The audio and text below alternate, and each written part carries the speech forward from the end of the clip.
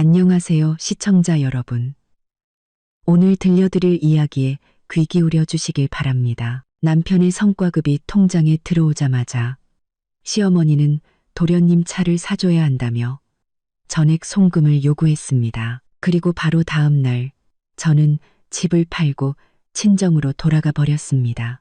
이 사실을 알게 된 남편과 시어머니는 그야말로 충격에 빠졌죠. 때로는 여자의 어깨를 짓누르는 짐이 부엌일이나 육아뿐만 아니라 감당 못할 빚더미일 때가 있습니다. 제 이름은 이서연입니다.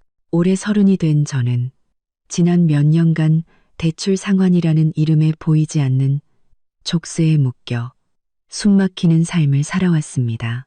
남편과 아들 민준이와 함께 사는 이 아파트는 제가 결혼 전 악착같이 모아 마련한 제 유일한 재산이었습니다. 남편 준호와 결혼한 후 남은 대출금은 우리 부부의 공동 책임이 되었죠. 하지만 현실은 냉혹했습니다. 은행 빚은 매달 우리 부부의 월급 통장을 집어삼키는 탐욕스러운 괴물과도 같았습니다. 매달 갚아야 하는 아파트 대출 원리금 150만 원. 그것은 우리 가정의 평화를 베어내는 보이지 않는 칼날이었습니다. 준호는 유능한 IT 개발자로 높은 연봉은 그와 시어머니의 큰 자랑거리였습니다. 하지만 아무리 많이 벌어도 돈은 손가락 사이로 빠져나가는 모래알 같았죠. 집 대출금 외에도 아들 민준이에게 들어가는 돈도 만만치 않았습니다. 민준이는 이제 겨우 3살이지만 저는 아이에게 최고의 교육 환경을 만들어주고 싶어 한 달에 100만 원이나 하는 영어 유치원에 보내고 있었습니다. 우리 아들에게만큼은 최고의 시작을 선물하고 싶었으니까요. 250만 원.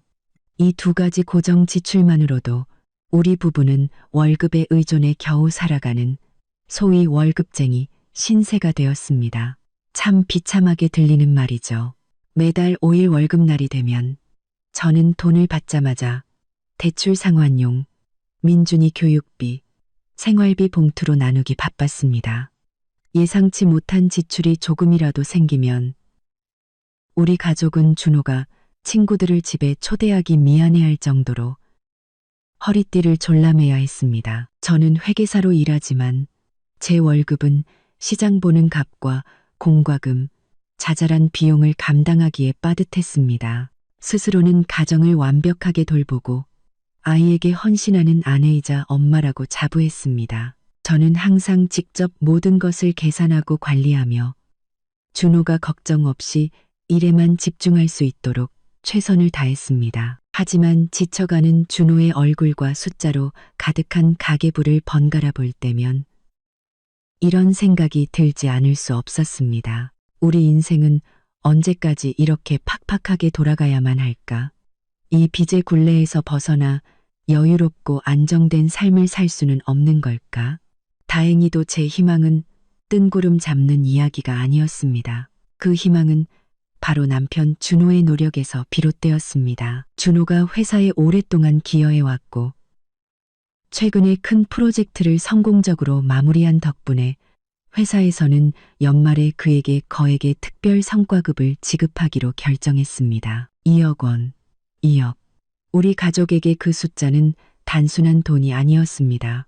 그것은 새로운 삶 그 자체였습니다. 그것은 우리를 올가매던 족쇄를 풀어줄 열쇠였고 민준이의 미래를 보장하는 증표였으며 지난 몇 년간 쌓여온 스트레스와 불안을 치유해줄 명약이었습니다. 준호의 소식을 들었을 때 제 심장은 기쁨으로 터질 것만 같았습니다. 그의 눈을 바라보자 한 가정의 가장으로서 가장 큰 책임을 막 다하려는 남편의 진심, 어린 기쁨과 안도감이 보였습니다. 그날 밤 준호는 저를 꼭 껴안으며 온갖 약속을 쏟아냈습니다. 서연아, 이 돈 전부 당신에게 맡길게. 우리 집 재무부 장관은 당신이잖아. 당신이 나보다 계산도 훨씬 잘하고 우리 집이 가장 안정적이고 민준이가 최고의 교육을 받을 수 있도록 당신이 알아서 잘 계획해줘. 나는 당신을 전적으로 믿어. 그 순간 그의 말들은 제가 그를 온전히 신뢰하게 만들었습니다. 저는 굳게 믿었습니다.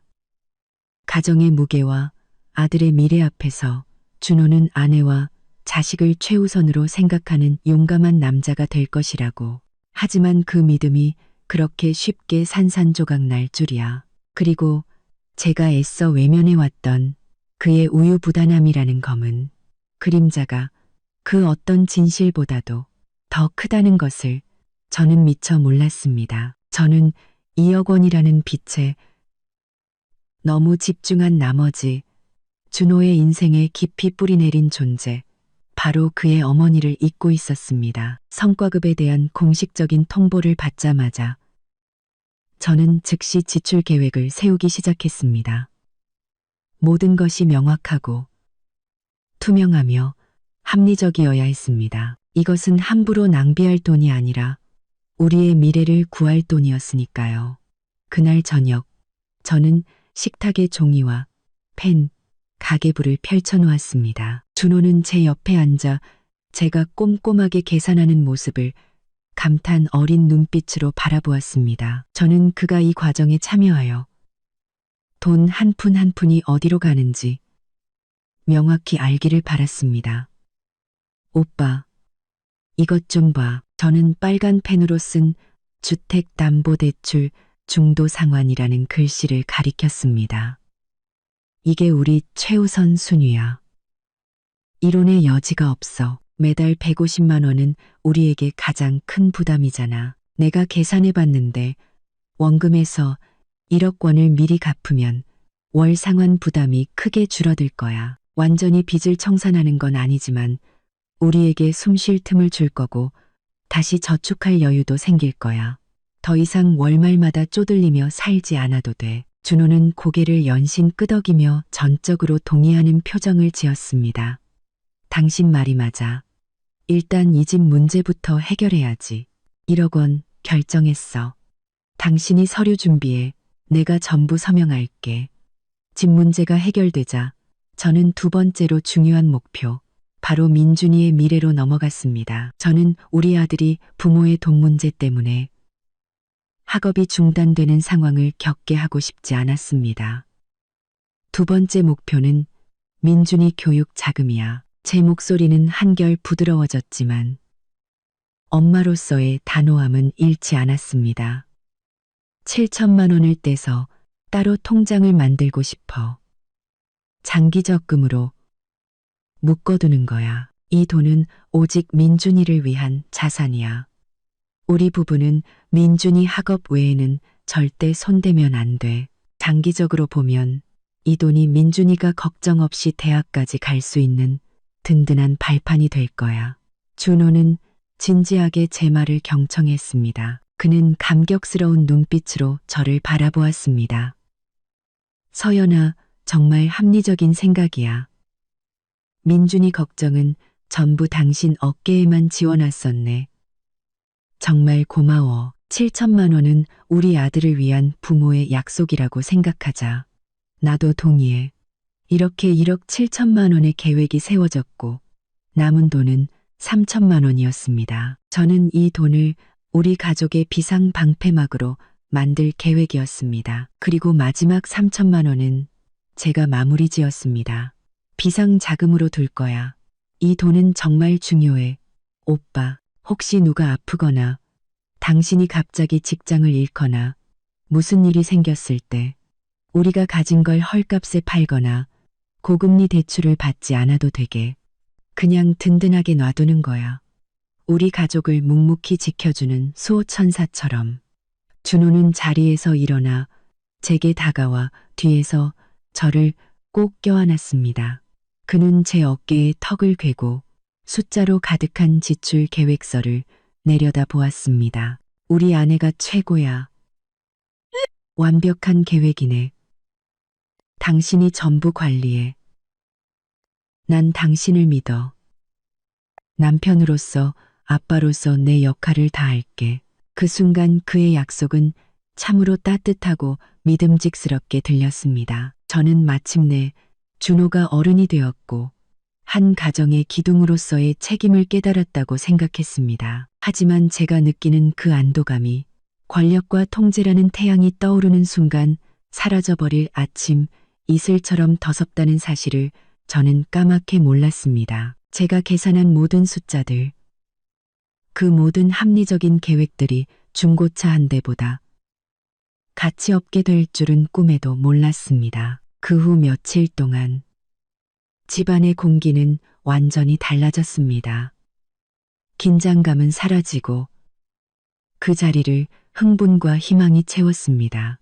우리는 더 많은 대화를 나누었고 더 이상 돈 문제로 다투는 대신 민준이의 밝은 미래에 대해 이야기했습니다. 저는 즉시 준비에 착수했습니다.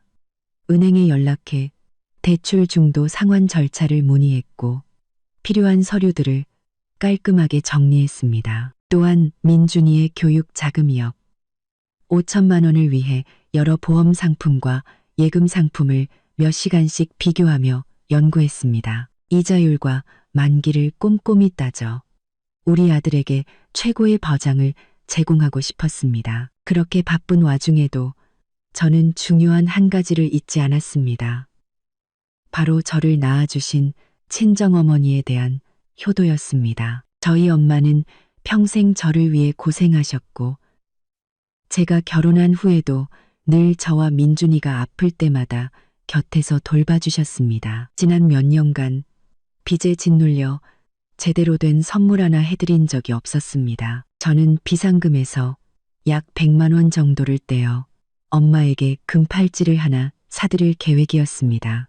늦었지만 작은 성의의 표시이자 감사의 표현이었습니다. 금은방에 들러 여러 디자인의 팔찌를 둘러보았습니다. 허리띠를 졸라매지 않고도 부모님의 은혜에 보답할 수 있다는 사실에 가슴이 따뜻해졌습니다. 이것이야말로 진정한 재정적 안정의 의미라고 생각했습니다. 저녁에 집에 돌아오니 준호가 민준이와 함께 블록 쌓기를 하고 있었습니다. 더없이 단란한 가족의 모습이었습니다. 아빠가 나무 블록을 떨어뜨리자 민준이는 까르르 웃음을 터뜨렸습니다. 저는 문에 기대어 그들을 바라보며 벅차오르는 감정을 느꼈습니다. 오랜 시간 진흙탕을 헤매다 마침내 시원한 바람이 부는 작은 산 정상에 선 기분이었습니다. 준호가 저를 돌아보며 다정하게 자기야 하고 불렀습니다. 그는 민준이에게 민준아, 아빠 성과급 받으면 마트에서 제일 큰 로봇 사줄게라고 말했습니다. 저는 미소를 지으며 다가가 아들의 이마에 입을 맞추었습니다. 그리고 준호에게 애정 어린 목소리로 말했습니다. 오빠, 보여? 우리의 노력이 곧 보상받을 거야. 나는 그냥 우리 가족이 이 지긋지긋한 숫자들 걱정 없이 편안해졌으면 좋겠어. 준호는 제 손을 잡고 부드럽게 쓰다듬으며 말했습니다. 나도 그래. 나도 이제야 무거운 짐을 내려놓은 것 같아. 몇 년 동안 당신 고생하는 거 보면서 마음이 아팠는데 어떻게 할 수가 없었어. 회사가 큰 상을 줘서 정말 다행이야. 그 평화로운 나날 속에서 저는 중요한 사실 하나를 완전히 잊고 있었습니다. 준호는 외아들이었지만 그에게는 어릴 때부터 오냐 자란 늦둥이 남동생 준수가 있었습니다. 그리고 시어머니. 그녀는 항상 준호를 자신의 소유물처럼 여기며 그의 삶 모든 것을 통제하려 했습니다. 저는 준호가 남편이자 아빠로서의 책임을 깨달았다는 믿음에 너무 집중한 나머지 어릴 때부터 그의 마음에 깊숙이 각인된 어머니의 권력이 그 어떤 감정보다도 강하다는 사실을 간과했습니다. 효심과 우유부단함의 경계는 무서울 정도로 얇았습니다. 제 모든 준비와 계획이 비정한 독단적인 결정 하나에 무참히 찢겨나갈 무의미한 종이 조각이 될 것이라는 사실을 저는 알지 못했습니다. 목요일 오후 준호는 인사팀으로부터 문자를 받았습니다. 성과급 2억 원이 내일 아침 금요일에 그의 계좌로 입금될 것이라는 내용이었습니다. 그날 저녁 저는 축하를 위해 푸짐한 저녁 식사를 준비하기로 했습니다. 시장에 가서 준호가 좋아하는 음식들을 샀습니다. 시어머니가 준호의 건강에 좋지 않다며 절대 못하게 했던 간장 갈비찜도 있었습니다. 과학적 근거는 전혀 없었지만요.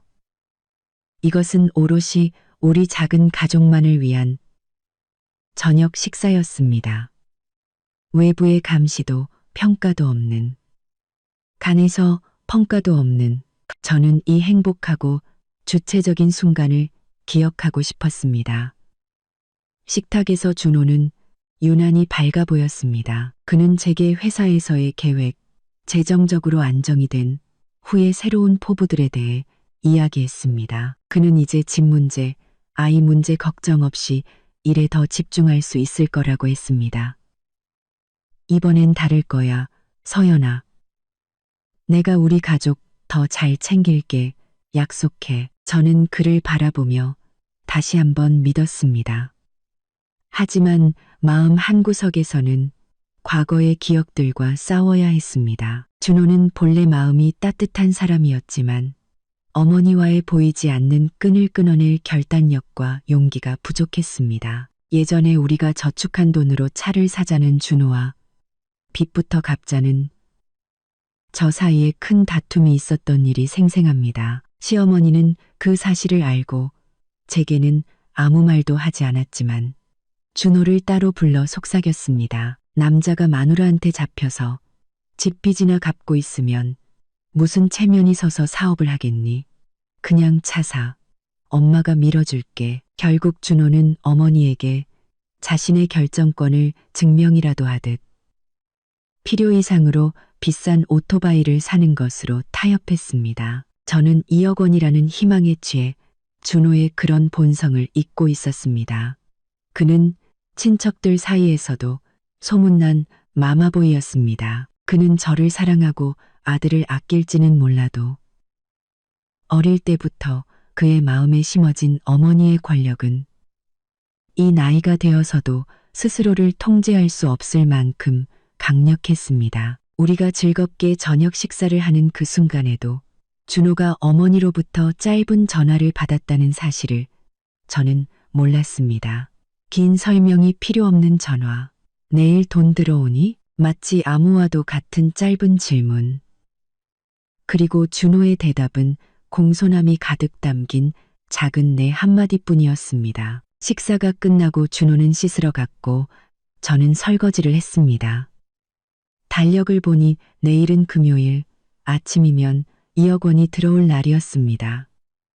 저는 미소를 지었습니다. 제 완벽한 계획이 시작도 해보기 전에 파산 선고를 받았다는 사실을 전혀 알지 못한 채 제가 믿었던 남자의 나약함이 외부인의 탐욕의 길을 터주고 말았습니다. 금요일 아침 저는 설레는 마음으로 일찍 일어났습니다.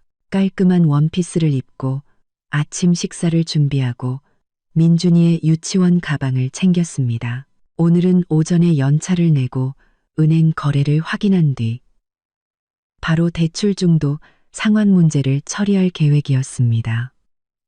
오전 10시 15분경 준호의 휴대폰이 울렸습니다. 은행 알림 메시지가 선명하게 떴습니다. 계좌 잔액에 2억 원이 더해졌습니다.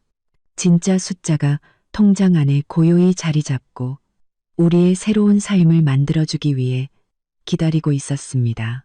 우리 부부는 서로를 바라보았습니다. 준호는 기쁨과 알 수 없는 불안이 뒤섞인 미소를 지었습니다.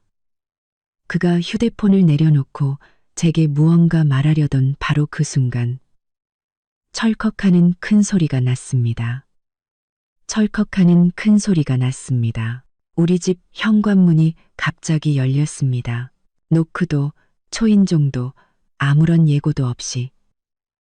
그것은 시어머니의 오랜 습관이었습니다. 그녀는 아들 집은 곧 자기 집이며 방문 전 연락하는 것은 불필요하고 거추장스러운 형식일 뿐이라고 항상 생각했습니다. 얘들아, 엄마 왔다. 시어머니는 마치 일주일은 머물 것처럼 큰 가방을 들고 들어섰습니다. 그녀의 뒤에는 도련님, 준수가 따라 들어왔습니다. 준수는 멍한 표정이었지만 그의 눈에는 오랫동안 무언가를 기다려온 듯한 숨길 수 없는 흥분이 서려 있었습니다. 저는 미간을 살짝 찌푸렸지만 애써 예의 바른 표정을 유지했습니다. 네, 어머님, 오셨어요. 어쩐 일로 전화도 없이 그녀는 제 질문을 무시하고 식탁 가오페 얼어붙은 듯 서 있는 준호를 똑바로 쳐다보았습니다. 그녀는 권위적이고 통제적인 성격의 소유자였습니다. 항상 화려한 옷을 입었지만 그 눈빛은 언제나 면도날처럼 차가웠습니다. 준호야, 돈 들어왔지? 그녀가 물었습니다. 그것은 질문이 아니라 이미 정해진 결정에 대한 확인과 확언이었습니다. 준호는 당황하며 고개를 끄덕였습니다. 네, 방금 들어왔어요. 그녀는 미소를 지었습니다. 환한 미소였지만 제 등골을 오싹하게 만드는 미소였습니다. 잘 됐다. 엄마가 말했지? 이 날을 얼마나 기다렸는지 모른다. 저는 무언가 잘못되었다는 것을 직감했습니다. 이 기다림, 이 갑작스러운 등장은 분명 손주를 보러 온 것이 아니었습니다. 장국도 저는 준호를 바라보며 암묵적인 신호를 보내려 했었습니다. 당신의 약속을 기억해. 시어머니는 준수를 한번 쳐다본 뒤 다시 저를 향해 승리감에 찬 눈빛을 보냈습니다. 그녀는 물을 한 모금 마시고 숨을 고른 뒤 오랫동안 품어왔던 결정을 발표하기 시작했습니다. 오늘 내가 온 건 민준이 보러 온 게 아니라 우리 집안의 큰일을 해결하려고 온 거다. 그 선언과 함께 준호의 압박감 가득한 침묵은 우리 가족의 2억 원의 새로운 주인이 생겼다는 것을 깨닫게 했습니다. 시어머니는 빙빙 돌리거나 떠보지 않고 바로 본론으로 들어갔습니다. 그 말투는 마치 판사가 판결을 내리듯 단호했습니다. 그녀는 소파에 앉아 가방을 테이블에 내려놓고 압박과 기대로 가득 찬 눈빛으로 준호를 바라보았습니다. 준호야, 엄마 말 잘 들어라. 그녀의 목소리는 높지 않았지만 방 전체에 울려 퍼져 저와 준호 모두를 침묵하게 만들었습니다. 너희 돈 문제는 내가 다 계산해 놨으니 걱정할 것 없다. 너희 빚은 천천히 갚으면 되는 거고. 저는 평정심을 유지하려 했으며 준호의 어깨에 손을 얹었습니다. 어머님, 그 성과급은 저희 부부가 이미 명확하게 계획을 세워뒀어요. 준호 씨랑 상의해서 1억 원은 은행 대출 먼저 갚기로. 조용히 해라. 시어머니는 조금의 존중도 없이 제 말을 차갑게 끊었습니다. 며느라, 너는 부엌일이나 신경 써. 이런 큰일은 네가 끼어들 필요 없어. 난 지금 준호랑 얘기하는 중이다. 제 옆에 서 있던 준호가 어깨를 살짝 움츠렸습니다. 그 작은 몸짓이 그의 모든 나약함을 말해주고 있었습니다. 그녀는 준호에게로 몸을 돌려 부드러우면서도 거부할 수 없는 명령조의 권위적인 목소리로 말했습니다. 아들아, 우리 준수 벌써 30인 거 알지? 쥐꼬리만 한 월급 받으면서 남의 집 귀한 딸이랑 데이트할 때마다 그 낡아빠진 오토바이 타고 다니는 거 창피하지도 않니? 걔가 계속 일이 안 풀리는 게 다 그럴듯한 겉모습이 없어서 그래. 내가 다 알아봤다. 우리 준수한테 중고라도 벤츠 C클래스는 있어야 사업도 하고 장가도 갈 거 아니겠니? 마침 아주 괜찮은 매물이 나왔어. 1억 5천만 원이면 살 수 있단다. 이건 우리 집안 전체의 대사야. 준호야. 동생 챙기는 게 곧 우리 가족을 챙기는 거다. 1억 5천만 원. 그 숫자는 제 얼굴에 찬물을 끼얹는 것 같았습니다. 우리 가족을 구하기 위해 써야 할 2억 원의 대부분이었습니다. 빚상환, 민준이 교육자금, 비상금, 모든 것이 도련님의 허황된 체면 때문에 물거품이 될 위기였습니다. 저는 더 이상 참을 수 없었습니다. 준호의 손을 놓고 시어머니 앞으로 다가섰습니다. 어머님, 제발 다시 생각해 주세요. 1억 5천만 원은 작은 돈이 아니에요. 저희 지금 은행빚 때문에 매달 이자 갚는 것도 허덕이고 있어요. 지금 빚을 갚지 않으면 저희는 숨도 못 쉬어요. 게다가 민준이 교육 자금도 마련해야 하고요. 저희 가정의 부담을 조금만 이해해 주세요. 그녀는 경멸 어린 눈빛으로 저를 쳐다보았습니다. 어이구, 빚 문제는 천천히 갚으면 되지. 빚 없는 사람이 어디 있다고? 그리고 민준이, 이 집에 계약비 대줄 돈이 없겠니? 너희가 너무 유난 떠는 거야. 내 아들이 번 돈으로 효도하고 동생 챙기는 건 당연한 이치 아니냐. 며느라, 너 그렇게 이기적으로 굴지 마라. 네가 능력이 있으면 준호처럼 2억을 벌어오든가. 내 아들이 번 돈, 아들이 엄마한테 주고 엄마가 막내 아들 위해 쓰는 게 뭐가 문제라는 거냐. 그 막무가내식 선언과 준수의 도전적인 존재감에 제 심장은 꽉 조여오는 것 같았습니다. 저는 제게 돈 관리를 맡기겠다던 남편 준호를 돌아보았습니다. 깨달았습니다. 어머니 앞에서 저와 민준이는 아무런 무게도 없다는 것을. 방 전체가 침묵에 잠겼고 긴장감이 제 목을 졸랐습니다. 준호는 창백해진 얼굴로 고개를 푹 숙인 채 제 절망적인 눈빛을 마주할 용기조차 없어 보였습니다. 준호 씨, 저는 그를 두려움에서 끌어내려는 듯 간절한 목소리로 그의 이름을 불렀습니다. 무슨 말이라도 해봐요. 1억 원은 빚 갚는데 쓰기로 약속했잖아요. 만약 준수 씨에게 1억 5천을 주면 우리는 더 이상 빚을 갚을 여력이 없어요. 매달 150만 원이 계속 우리를 짓누를 거라고요. 민준이는 생각 안 해요? 우리 아들 교육 자금은요? 준호는 망설였습니다. 그는 어머니를 한번, 저를 한번 쳐다보았습니다. 죄책감 가득한 눈으로. 그는 아무 말도 하지 못했습니다. 시어머니는 준호가 흔들리는 것을 보고 즉시 끼어들었습니다. 무슨 빚 가지고 그렇게 호들갑이야? 그 집 당장 팔 것도 아닌데 뭘 걱정해. 사람은 정이 있어야 하고 멀리 내다볼 줄 알아야지. 우리 준수가 사업하려면 차가 필요하고 차 사서 돈 벌면 형이랑 형수한테 다 갚을 거다. 너희 빚 문제는 어떻게든 해결될 테니 지금은 우리 집안 체면부터 세워야 해. 체면이요? 아니면 짐인가요? 어머님, 저는 더 이상 참지 못하고 질문을 던졌습니다. 준수 씨 체면이 어머님 친손주 교육받을 미래보다 더 중요한가요? 우리 민준이는 그 허울뿐인 체면이 아니라 공부할 돈이 필요하다고요. 준수가 벌떡 일어나며 거만한 태도로 말했습니다. 그다도 공부할 돈이 패도로 말했습니다. 공부할 돈이 필요하다고요. 형수님, 무슨 그런 섭섭한 말씀을 하세요? 제 차는 형수님 돈이 아니라 우리 형 돈으로 사는 거예요. 형이 번 돈으로 엄마한테 효도하고 동생 챙기는 건데 형수님이 막는 건 우리 가족 사이를 이간질하는 거라고요. 준수 씨, 이해를 해야죠. 이 집은 형이랑 형수 공동 재산이에요. 저는 이성적으로 설득하려 했습니다. 성과급은 혼인 기간 중 발생한 소득이니 공동 재산이라고요. 준호 씨가 제 동의 없이 이렇게 큰 돈을 마음대로 쓸 수는 없어요.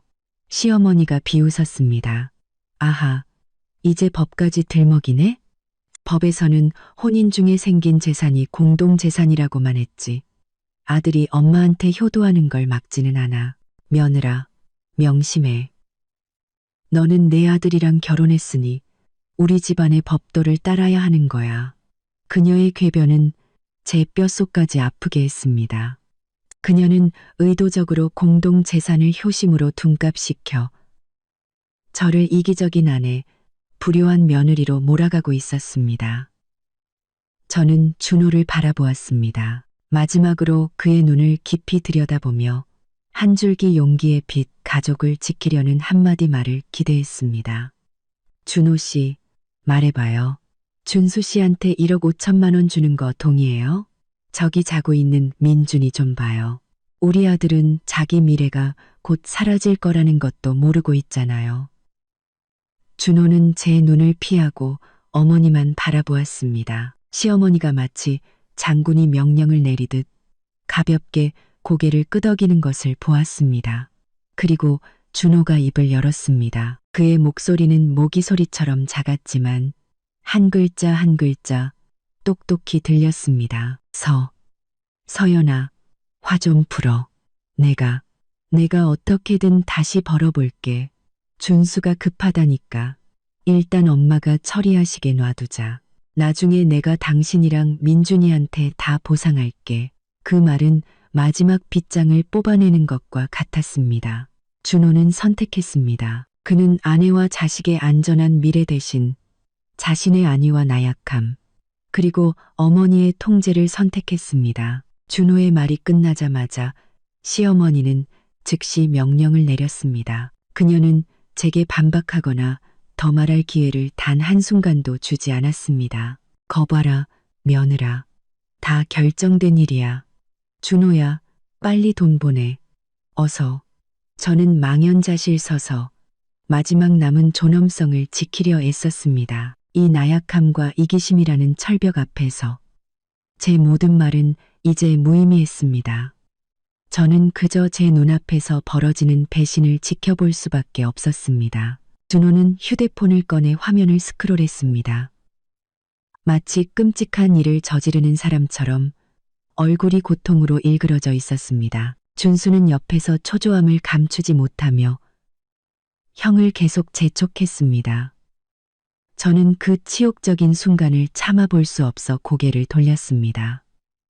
우리 부부의 돈, 땀, 눈물, 우리 가족의 마지막 희망이 도련님의 허황된 목적과 시어머니의 권력욕을 채우기 위해 은밀하고 불투명하게 옮겨지고 있었습니다. 준호의 휴대폰에서 띵하는 작은 알림음이 울렸습니다.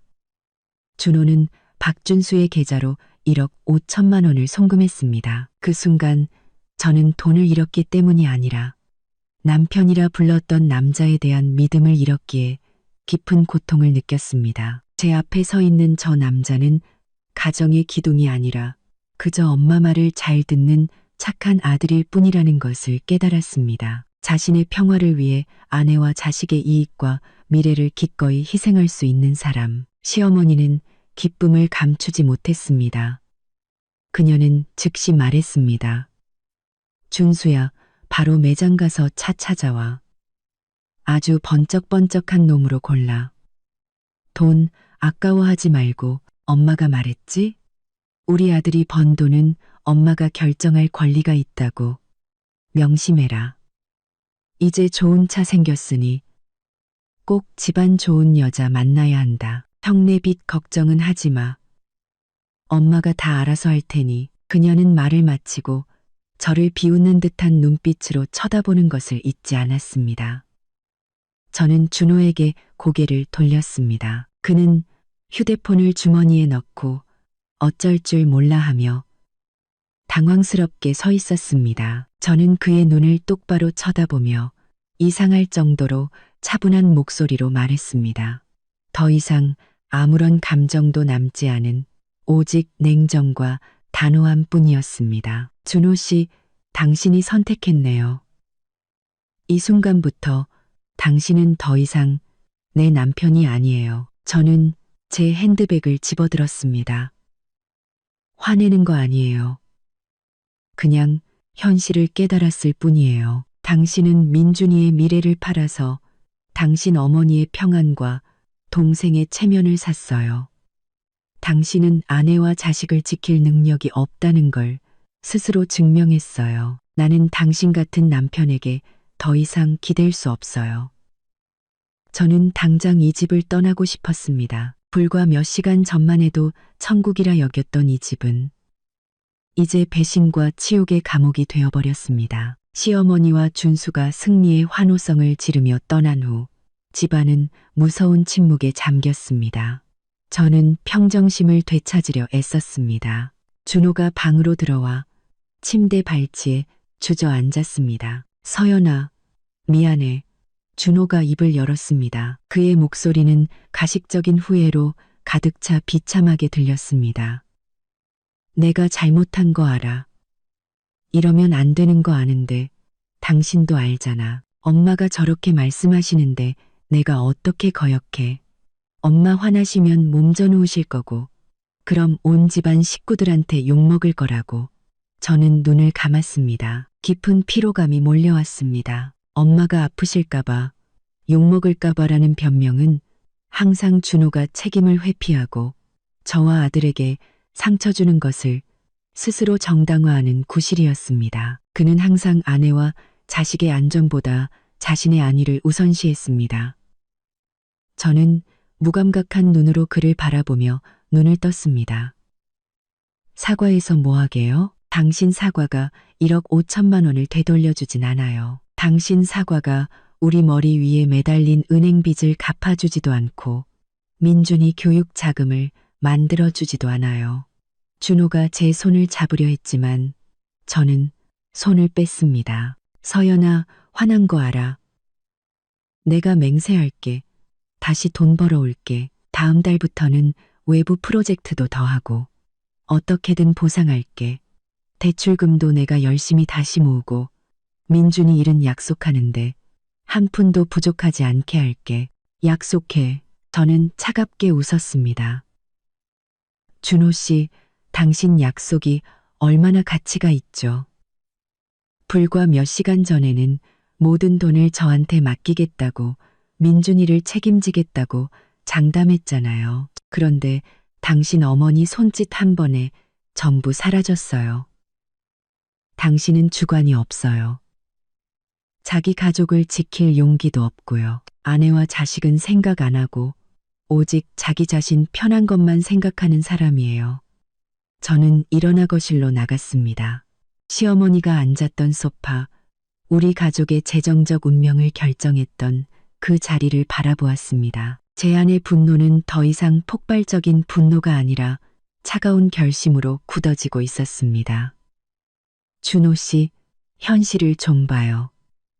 저는 단호한 목소리로 말했습니다. 우리는 매달 150만 원씩 집 대출금을 갚아야 해요. 당신 월급에서 생활비 빼면 얼마나 남죠? 당신은 1억 5천만 원을 보내버렸어요. 뭘로 빚을 갚을 건데요? 이어서 뭘로 민준이 한 달에 100만 원씩 하는 유치원 보낼 건가요? 다시 벌겠다고요? 만약 일이 뜻대로 안 되면 그 책임은 누가 져야 하죠? 나예요. 언제나 나였어요. 준호는 일어나 제게 다가와 저를 껴안았습니다. 그의 눈에서 눈물이 흐르기 시작했습니다. 서연아, 그렇게 말하지 마. 내가 잘못했어. 정말. 그냥 날 좀 이해해줘. 우리 엄마는. 저는 그를 밀어냈습니다. 다시는 날 이해해달라는 말 하지 마요. 준호 씨, 당신은 날 얼마나 이해했는데요? 단 한 번이라도 내 입장이 되어 본 적 있어요? 한 푼 한 푼 따져가며 계산하고 불확실한 미래 때문에 극심한 불안 속에서 살아야 했던 사람의 입장이요? 당신은 나쁜 남편은 아니었을지 몰라도 무책임한 남자예요. 그리고 무책임한 남자는 한 가정의 기둥이 될 자격이 없어요. 고통은 힘으로 변했습니다. 저는 그의 눈을 똑바로 쳐다보았습니다. 더 이상 사랑은 보이지 않았고 뒤늦은 후회만이 가득했습니다. 나는 남편이 필요하지 마마보이가 필요한 게 아니에요. 잘 생각해요. 나는 이 결혼을 다시 생각해 볼 시간이 필요해요. 준호는 계속해서 빌고 약속했지만 제 감정은 이미 완전히 얼어붙어 버렸습니다. 운명의 그날 이후 준호는 어설픈 행동들로 뉘우치는 척했습니다. 하지만 그 후에는 어떠한 변화나 해결책도 따르지 않았습니다. 그는 여전히 출근하고 퇴근하고 저를 피했습니다. 그의 나약함은 제가 더 이상 다투고 싶지 않게 만들었습니다. 이틀 뒤 월요일, 저는 결과를 기대하지는 않지만 모든 후회를 끝내고 제 단호한 행동에 대한 명분을 만들기 위해 해야 할 일을 하기로 결심했습니다. 시댁으로 향했습니다. 가기 전에 저는 민준이를 친정집에 맡겼습니다. 엄마에게는 갑자기 일이 생겼다고 둘러댔습니다. 엄마가 걱정하시거나 이 일에 너무 일찍 개입하시는 것을 원치 않았습니다. 준호에게도 말하지 않았습니다. 그가 어떻게든 저를 막을 것을 알았기 때문입니다. 저는 버스를 타고 시댁으로 갔습니다. 크고 화려한 집은 대출금의 허덕이는 우리 아파트와 극명한 대조를 이루었습니다. 제가 들어섰을 때 준수는 거실에서 과일을 먹으며 TV를 보고 있었고 시어머니는 베란다에서 화초를 손질하고 계셨습니다. 두 사람은 저를 보고 몹시 놀랐습니다. 시어머니는 가위를 내려놓고 들어오며 그다지 반갑지 않은 표정으로 물었습니다. 며느라, 무슨 일로 왔니? 저는 최대한 예의 바른 태도를 유지하려 애썼습니다. 어머님, 드릴 말씀이 있어서 왔습니다. 돈 문제에 대해 어머님과 준수 씨와 확실히 이야기하고 싶어요. 제가 무례하게 들릴 수도 있겠지만 제발 한 번만 제 얘기를 끝까지 들어주세요. 해봐라. 그녀는 팔짱을 끼고 마지못해 듣는 척했습니다. 준수는 비웃으며 여전히 TV 화면에 시선을 고정하고 있었습니다. 네, 그 1억 5천만 원은 저희 부부가 함께 번 공동 재산입니다. 준수 씨가 사업을 위해 차가 필요하다는 건 이해하지만 저희 가정도 지금 매우 어렵습니다. 집 대출이 가장 큰 부담이고 민준이에게는 안정적인 교육 자금이 필요합니다. 어머님과 준수 씨께 부탁드립니다. 그 돈 중에서 1억 원만이라도 저희에게 다시 빌려주세요. 그 돈으로 빚부터 갚고 나중에 저희 형편이 나아지면 꼭 갚겠습니다. 제 제안은 진심이었고 합리적이었지만 이성이 이기심을 이길 수 있다고 생각한 제가 어리석었습니다. 시어머니는 큰 소리로 웃었습니다. 며느라, 너 참 나를 놀라게 하는구나. 나한테 돈 달라고 온 거니? 그것도 내 아들이 동생한테 준 돈을 지금 꿈꾸는 거니? 맞아요, 형수님. 준수가 거들었습니다. 제 차는 이미 샀고 돈도 다 보냈어요. 빌려달라니 그게 무슨 말이에요? 설마 차 판 사람한테 다시 사달라고 하라는 거예요?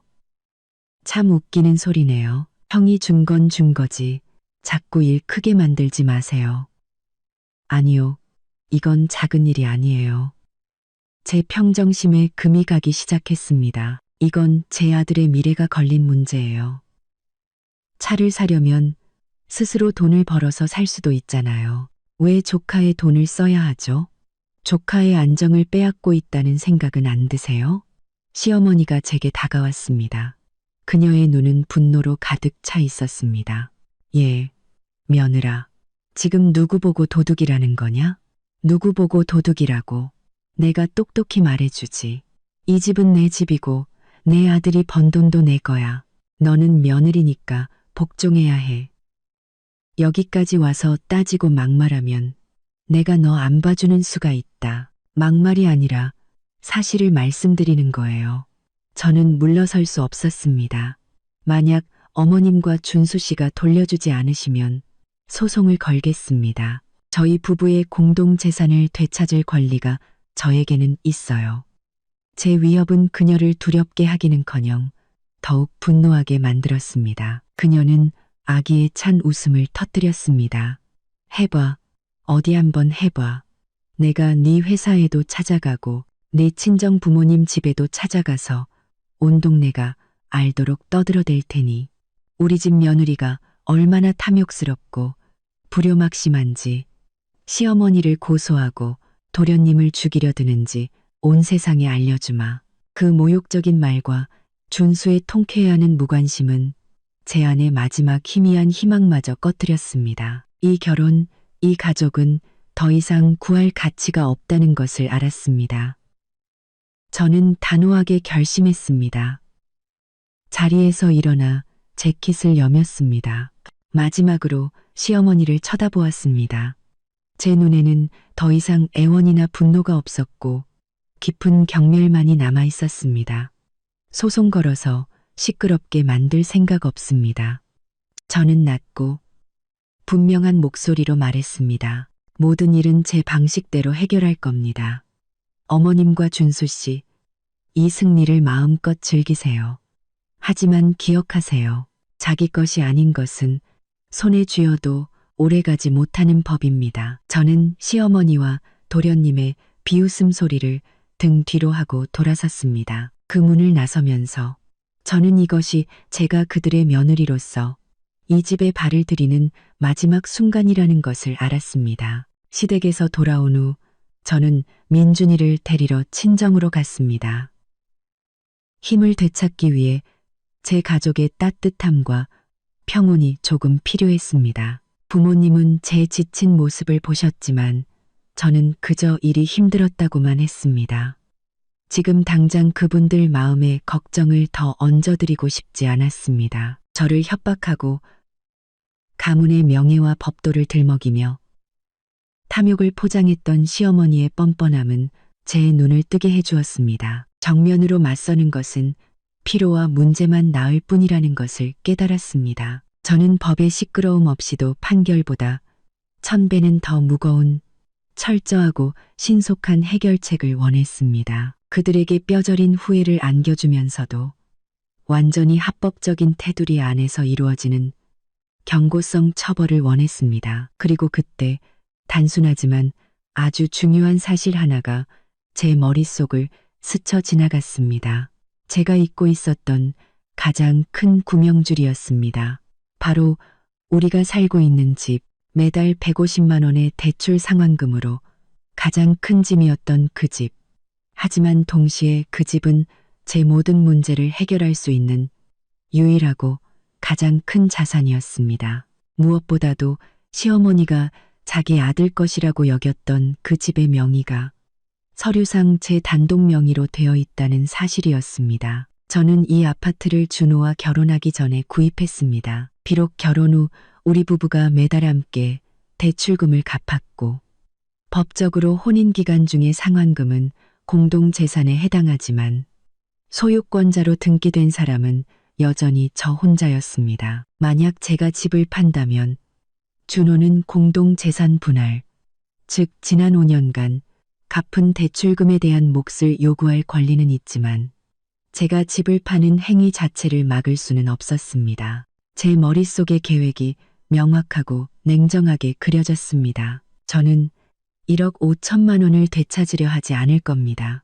시간과 명예를 낭비하며 소송을 걸지도 않을 겁니다. 저는 제 자산을 이용해 제 결정으로 이 족쇄 같은 관계를 완전히 끊어낼 것입니다. 집을 팔고 제 모든 자산을 되찾아 민준이를 위한 새롭고 안전한 삶을 만들 겁니다. 이것은 충동적인 복수가 아니라 계산된 저항이자 스스로를 해방시키는 길이었습니다. 저는 그 나약함과 이기심의 그늘 아래 사는 것에 너무나 지쳐 있었습니다.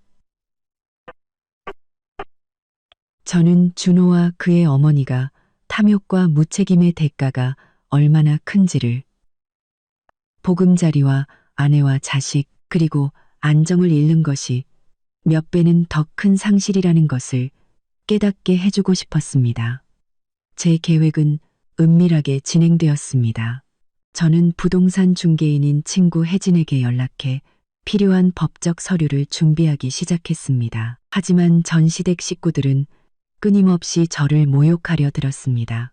그날 오후 친정에 있을 때 시댁 가족 카카오톡 단체 채팅방에 알림이 떴습니다. 평소 저를 소외시키던 그 채팅방이 이제는 시어머니와 준수가 공개적으로 저를 모욕하는 도구가 되었습니다. 도련님 준수가 번쩍이는 검은색 벤츠 C200 사진 여러 장과 함께 길고 거만한 글을 올렸습니다. 그는 여러 각도에서 차 사진을 찍어 그것이 가져다주는 고급스러움과 체면을 강조했습니다. 우리 형 준호 형이랑 엄마 정말 고마워요. 드디어 저도 제대로 된 사업 도구를 갖게 됐네요. 저를 위해 희생하고 걱정해준 형 고맙습니다. 최고의 선물이에요. 역시 엄마가 든든한 버팀목이 되어주시니 모든 일이 순조롭네요. 그러자 시어머니가 바로 댓글을 달았습니다. 우리 귀한 아들 축하한다. 거봐, 엄마가 말했지? 남자는 좋은 차가 있어야 일할 때 자세가 나온다고. 우리 아들 준호가 효심이 깊어서 동생 챙기는 건 당연한 도리지. 그 집 빚은 천천히 갚으면 되고 큰일 먼저 처리해야지. 어떤 사람은 푼돈 몇 푼 가지고 난리를 치는데 큰 그림을 볼 줄을 몰라. 비록 제 이름을 직접 거론하지는 않았지만 시댁 쪽 고모, 이모 등 채팅방에 있는 모든 사람들은 난리치는 사람이 바로 저라는 것을 알았습니다. 그들은 비웃는 이모티콘과 함께 준수와 준호를 칭찬하는 댓글을 달기 시작했습니다. 그들은 며느리와 친손주의 돈을 빼앗은 행위를 그들만의 뒤틀린 체면과 가족의 도리라는 이름으로 공개적으로 정당화했습니다. 저는 휴대폰 화면을 바라보았습니다. 이상하리만치 마음이 평온했습니다. 더 이상 충동적인 분노는 없었고 깊은 실망감만이 남았습니다. 이 공개적인 모욕을 저는 선물이라고 생각하기로 했습니다. 그것은 저를 모든 양심의 가책에서 해방시켜 주었습니다. 범계적인 더 이상 제 이혼과 집 매각 결정이 너무 잔인하거나 성급한 것은 아닐까. 걱정할 필요가 없어졌습니다. 이것이야말로 제가 이 사람들과 더 이상 함께 살 수 없다는 마지막 증거였습니다. 저는 조용히, 단호하게 그 단톡방을 나갔습니다. 어떠한 해명이나 논쟁도 남기지 않았습니다. 이 순간부터 저는 생사를 건 싸움, 총성 없는 조용한 전쟁에 돌입할 것이라는 것을 알았습니다. 하지만 그 전쟁은 저와 제 아들의 미래 전체를 결정지을 것이었습니다. 저는 준호가 출근한 화요일 아침부터 행동을 개시했습니다. 집 근처 카페에서 중개인 친구 혜진을 만났습니다. 저는 그녀에게 모든 집 서류를 건네며 제 단독명의 아파트라는 점을 강조했습니다. 혜진아, 급하게 팔아야 해. 시세보다 조금 싸게 내놔도 괜찮으니까 좋은 구매자 찾아서 거래 빨리 하고 계약금 많이 받는 조건으로 알아봐줘. 혜진은 입이 무겁고 믿을 수 있는 친구였습니다. 그녀는 비밀을 지키겠다고 약속하고 즉시 아파트 정보를 매물 채널에 올리기 시작했습니다. 그 후 일주일 동안 제 삶은 두 갈래로 나뉘어 진행되었습니다. 첫 번째는 평범한 가정생활이었습니다. 저는 출근하고 민준이를 데리러 가고 밥을 하고 서툰 안부 인사로 뉘우치는 척하는 남편을 마주했습니다. 타성 청폰청탕이 준호는 여전히 늦게 퇴근하고 휴대폰만 들여다보며 제가 점심시간마다 몰래 집을 보러 온 사람들을 들이고 있다는 사실을 전혀 눈치채지 못했습니다. 두 번째는 중개인과 고객들과의 은밀한 전화통화와 약속들이었습니다. 집을 보러 손님이 올 때마다 제 심장은 세차게 뛰었습니다. 저는 준호에게 온갖 핑계를 대야 했습니다.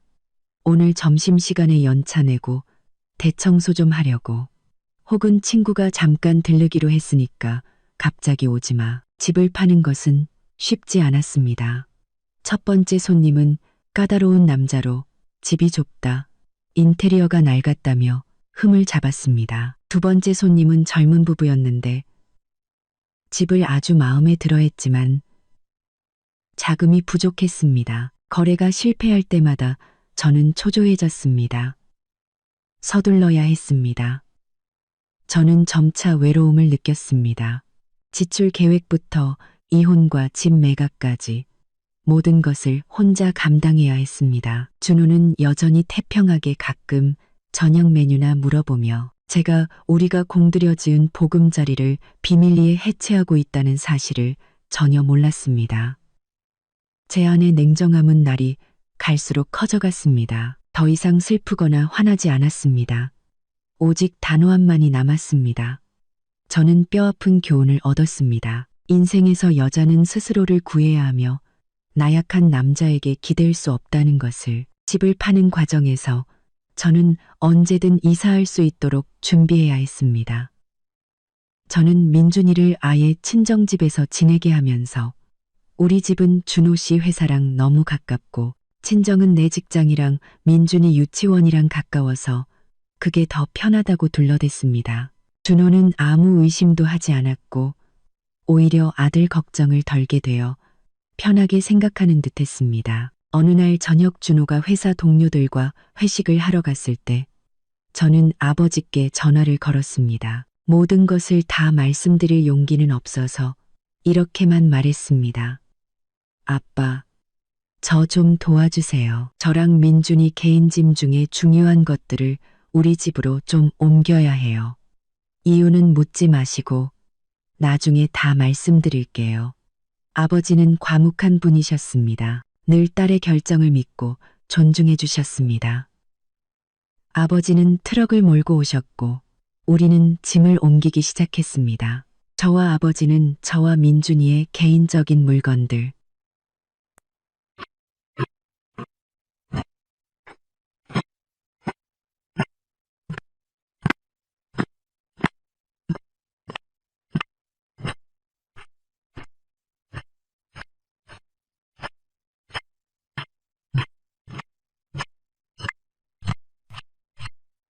그리고 특히 결혼 전부터 가지고 있던 제 개인 자산을 넣어둔 작은 금고에만 집중했습니다. 우리 결혼 앨범을 발견했을 때 저는 망설임 없이 낡은 상자에 넣어 테이프로 밀봉해 버렸습니다. 그 앨범은 이제 슬픈 추억, 잘못된 선택의 증거일 뿐이었습니다.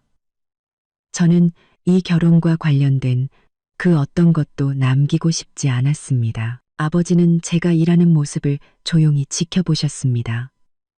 제가 준호가 1억 5천만 원을 송금한 증거, 즉 몰래 찍어둔 은행 거래, 내역서 같은 중요 서류들을 조심스럽게 챙기는 것을 보시더니 아버지가 물으셨습니다. 딸아, 혹시 이혼 준비하는 거니?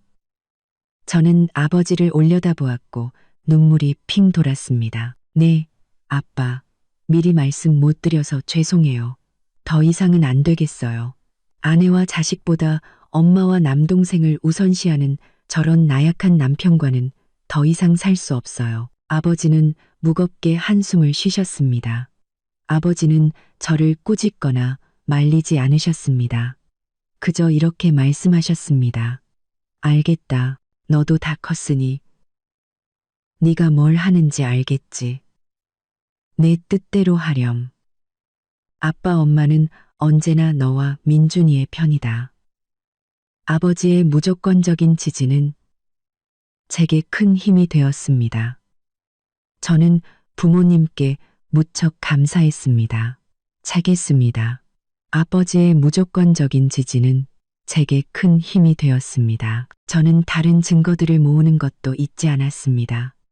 제가 모욕당했던 가족 단톡방 스크린샷, 돈 관리에 대한 준호의 약속이 담긴 메시지들, 그 모든 것을 상자에 소중히 보관하며 공개할 날을 기다렸습니다. 정리가 끝나자 집은 텅 비고 썰렁해졌습니다.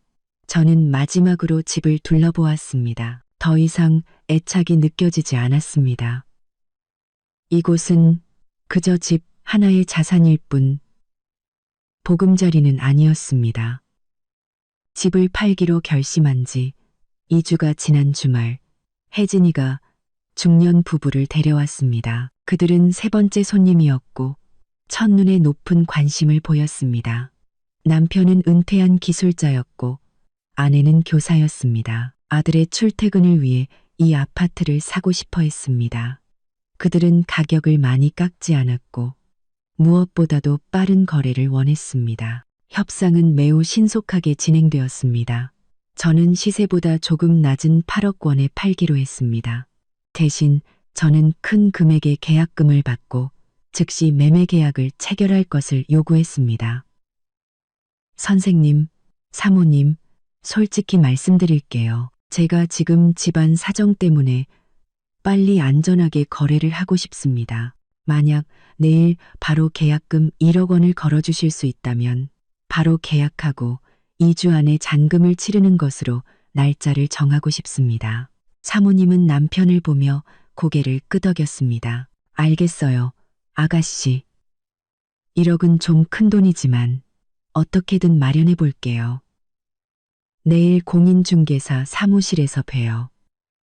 다음 날, 저와 준호는 작은 말다툼을 했습니다. 준호는 제가 왜 회사를 쉬는지 물었습니다. 저는 그저 개인적인 일이 있다고만 대답했습니다.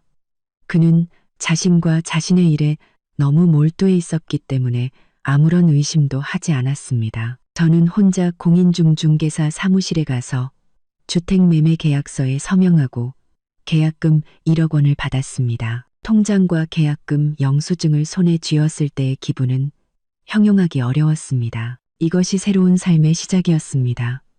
계약금을 받자마자 저는 즉시 다른 중개인에게 연락해 새 아파트를 알아보기 시작했습니다. 제 요구 조건은 간단했습니다. 더 작고 가격이 저렴하며 친정집 근처에 있을 것. 이 조건은 민준이에게 안정적이고 안전한 환경을 제공하고 외조 부모님의 도움을 받기 위해 매우 중요했습니다. 단 3일 만에 저는 아늑한 방 2개짜리 아파트를 찾았습니다. 친정집에서 차로 단 10분 거리에 있었고 가격은 3억 5천만 원이었습니다. 저는 계약금으로 새 아파트 계약금을 내고 잔금의 상당 부분을 미리 지불했습니다. 저는 마치 비밀 임무를 수행하는 첩보원처럼 모든 절차를 신속하고 조용하게 처리했습니다. 제가 준호에게 제 결정을 말할 때 모든 것이 이미 되돌릴 수 없는 기정사실이 되도록 하고 싶었습니다. 모든 일이 믿을 수 없을 정도로 순조롭게 진행되었습니다. 일주일 만에 저는 기존 아파트를 팔고 새 아파트 계약을 성공적으로 마쳤습니다.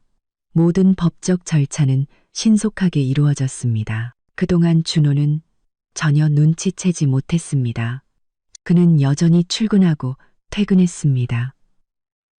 저와 민준이의 개인짐이 많이 줄어든 집에서 제가 차려준 저녁밥을 무서울 정도로 무심하게 먹었습니다. 그는 제가 그저 삐져 있을 뿐이고 곧 모든 것이 제자리로 돌아올 것이라고 믿었습니다.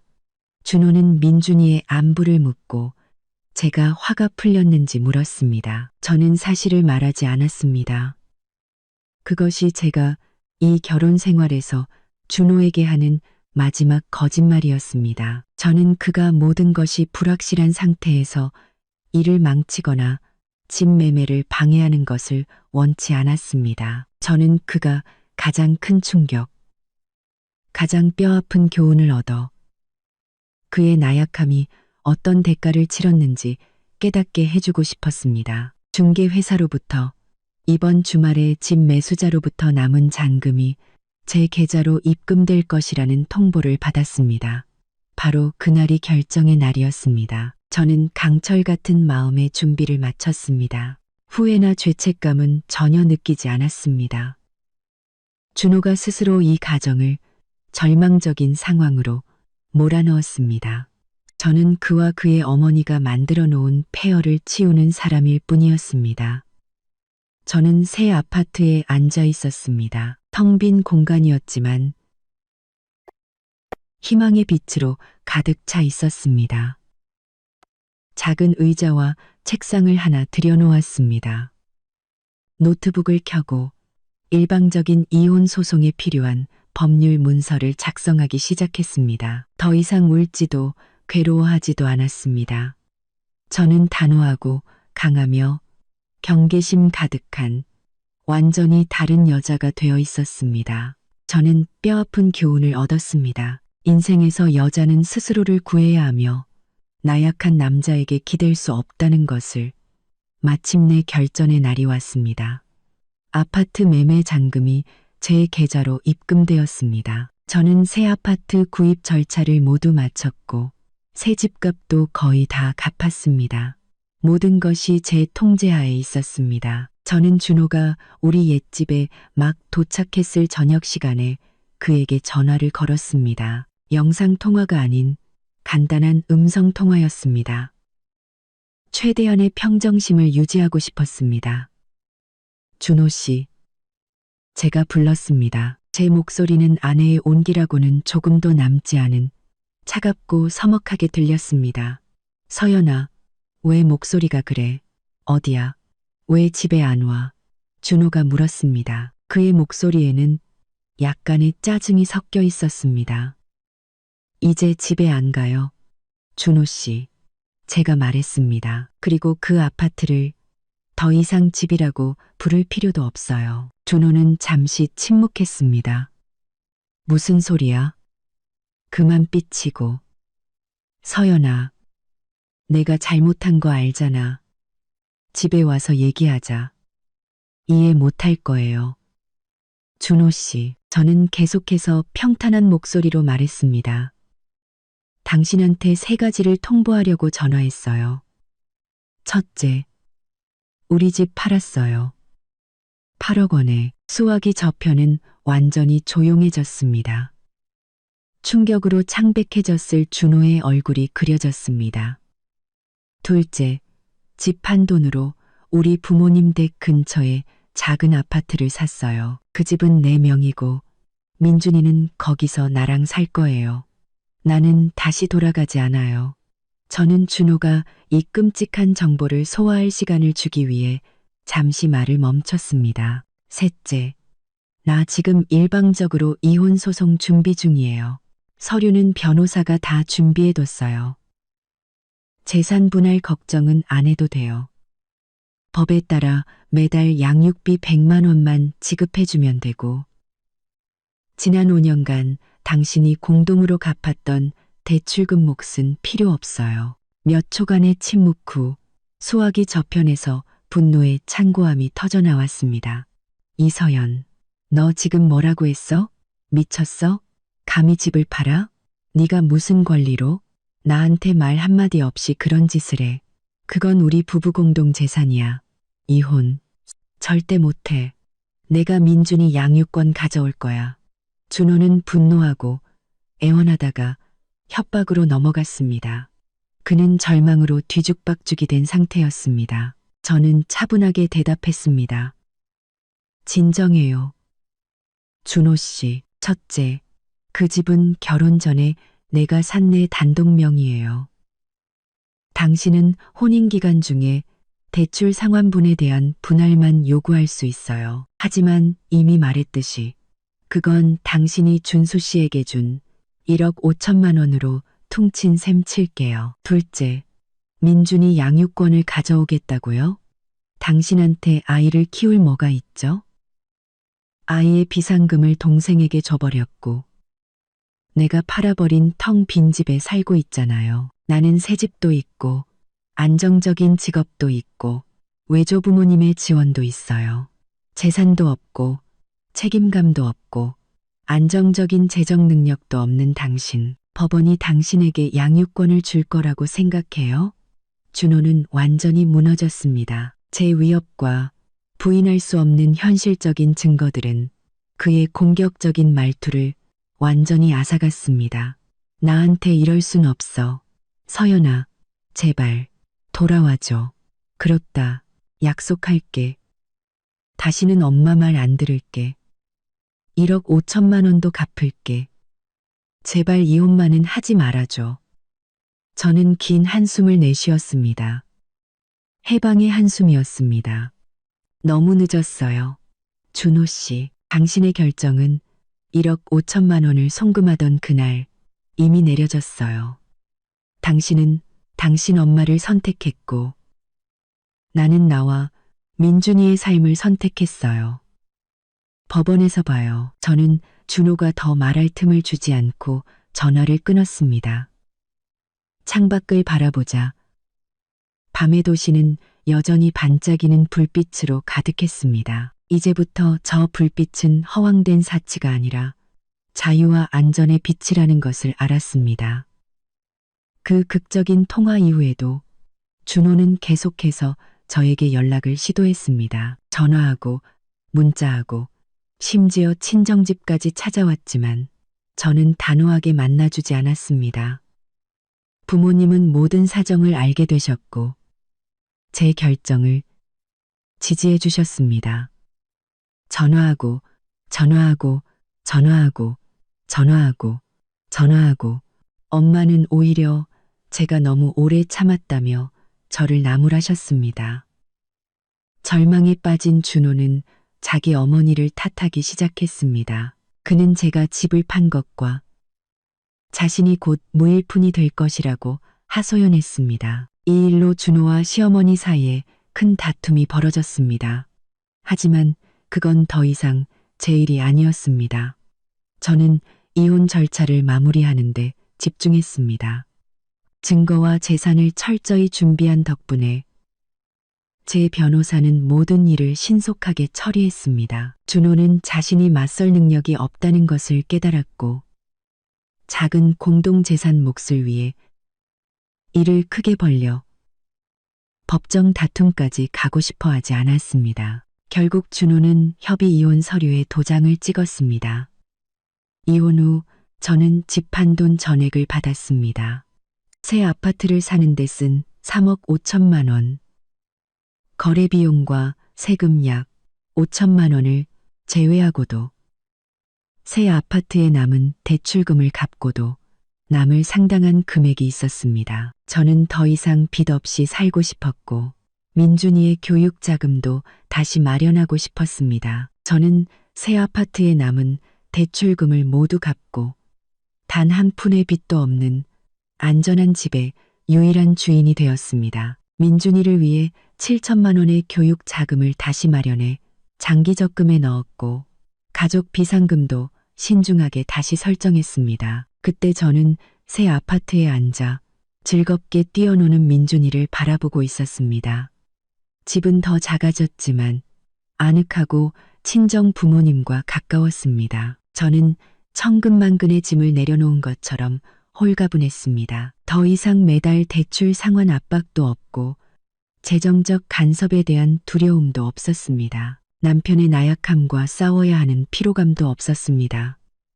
저는 제 삶의 주도권을 되찾았고 제 아들을 지켜냈습니다. 먹게 거무리는 저는 논쟁이나 소란을 통해서가 아니라 벼랑 끝에 몰렸던 한 여자의 단호함과 지혜로 승리했습니다. 제 인생은 새로운 장을 열었지만 전 시댁 식구들의 삶은 혼란 속으로 빠져들기 시작했습니다. 그 속도가 너무 빨라 저조차 놀랄 정도였습니다. 옛말에 뿌린 대로 거둔다고 인과응보는 누구도 피해갈 수 없었습니다.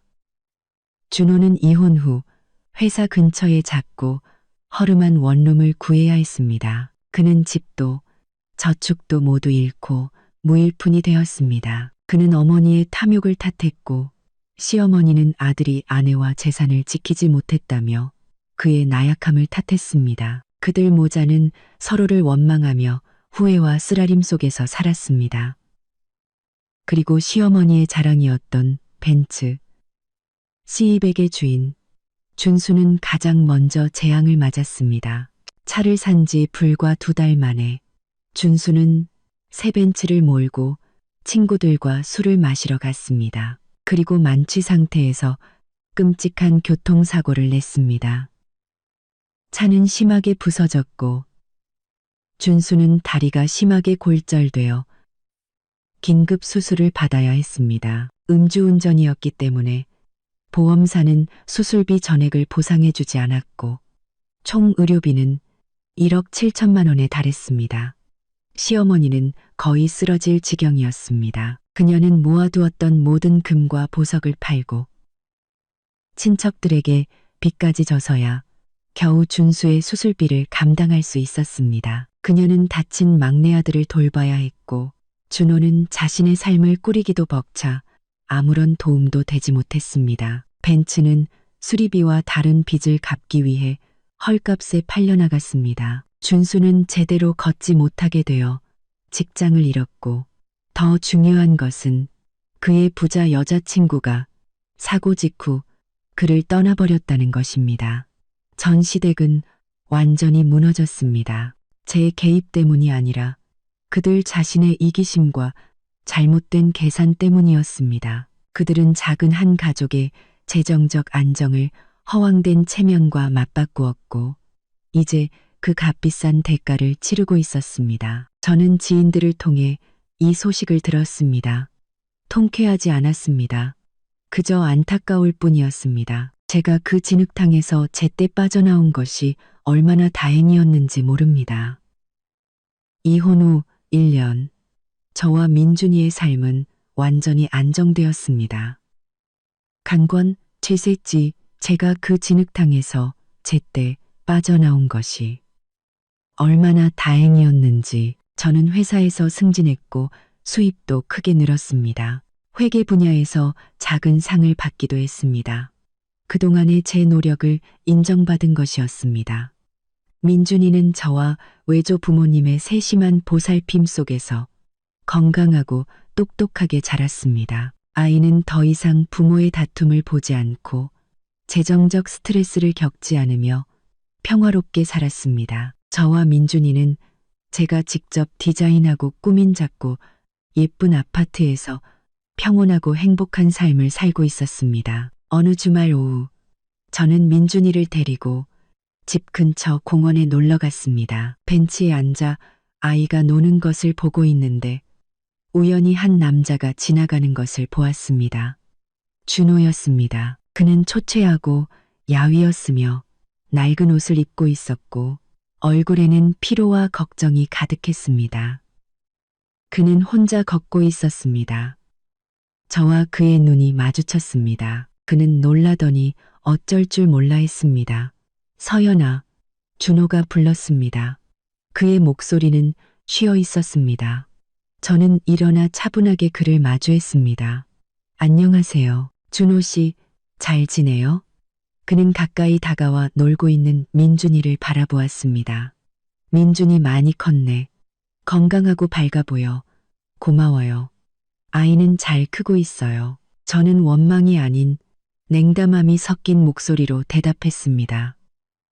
준호는 머뭇거렸습니다. 이번 달 양육비 받았어? 미안해. 아직 100만 원을 다 마련 못했어. 엄마가 준수 때문에 힘드셔서. 나도 최근에 월급이 깎여서. 저는 준호를 바라보았습니다. 한때 제 남편이었고 제 아이의 아버지였던 남자. 그는 이제 자식 양육비라는 작은 마지막 책임조차 다하지 못해 사과하고 있었습니다. 괜찮아요. 준호 씨, 알아서 처리해요. 나는 그 돈에 의지해서 아이 키우지 않아요. 그냥 법과의 약속을 지켜주길 바랄 뿐이에요. 준호 씨, 더 나은 삶을 살아요. 저는 그를 마지막으로 보고 민준이를 향해 돌아섰습니다. 민준아, 이리 와. 엄마가 안아줄게. 우리 이제 집에 가자. 민준이를 품에 안고 저는 마지막으로 준호를 돌아보았습니다. 그는 여전히 고개를 숙인 채 서 있었습니다. 황혼 아래 그의 야윈 모습이 보였습니다. 저는 그날의 집 매각과 이혼 결정이 잔인한 행동이 아니라 제 인생에서 가장 현명한 선택이었다는 것을 알았습니다. 그것은 저와 제 아들을 고통과 의존, 무책임으로 가득 찬 삶에서 구해냈습니다. 제 인생은 평온하고 행복하며 주체적으로 다시 시작되었습니다. 저는 더 이상 누구에게도 의지할 필요도, 누구를 두려워할 필요도 없었습니다. 마지막 순간까지 경청해주신 시청자 여러분께 진심으로 감사드립니다. 다음 영상에서 다시 뵙겠습니다.